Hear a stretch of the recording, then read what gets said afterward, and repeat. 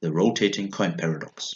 There are two identical coins. The first one stands still, while the second one circumnavigates the first. The question is, how often does the rotating coin turn around its own center?